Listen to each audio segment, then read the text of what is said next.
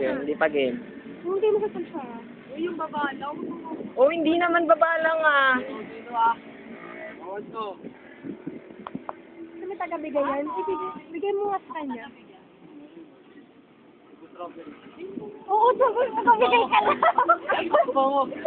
Bango kayo. Ay, kadiri. Ano kadiri? Ano mag-uwigit? Malinis naman yan. Gusto mo kainin.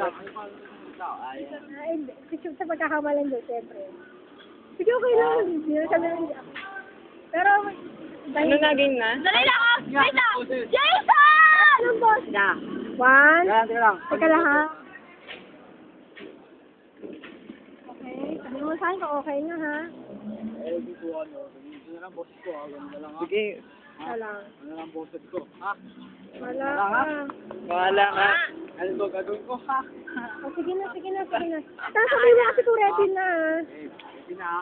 Ha. Mag-iwan sa sinurong ka kita ka. Ito yung One. Ito yung gagamitin namin alternatibong pamalit sa penis ng lalaki sa pagsuot.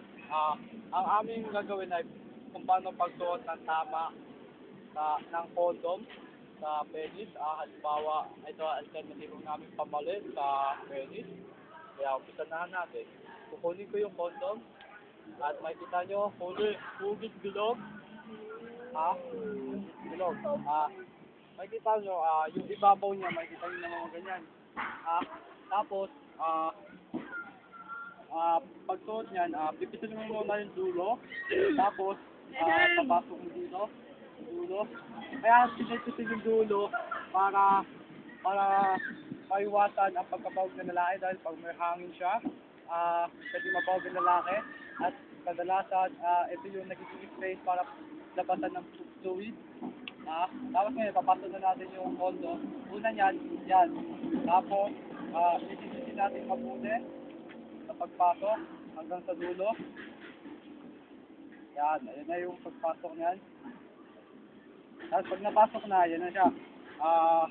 Sa pagtanggal naman, halimbawa may fluid na dito, sa pagtanggal naman, sisili mo mabuti ang dulo, sisilinan mo mabuti upang mahigit ang condom para hindi matapon yung fluid sa condom. Tapos yun na nagtatapos yung demonstration namin sa pagsuot ng condom.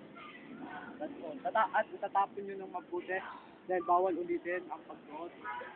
Bawal laban.